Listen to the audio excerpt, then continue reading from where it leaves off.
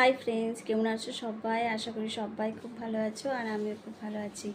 তো আজকে বিশেষ একটা সময় দিতে পারলাম না, তো এখনও আমি ভাবছিলাম যে একটু লাইক কমেন্ট করব সবাইকে, কিন্তু দিতে পারলাম না সময়। আমাদের এখানে কীর্তন হচ্ছে প্রতি বছর ন্যায়। তো আমি যাচ্ছি এখন জল নিতে ঠাকুরের জন্য। তো ঠাকুর নিতে যাব আর জল ভরতে যাব। তো বন্ধুরা পাশে থাকবা, পাশে আছি। তো রাত্রেবেলা সবার লাইক কমেন্ট করব এখন।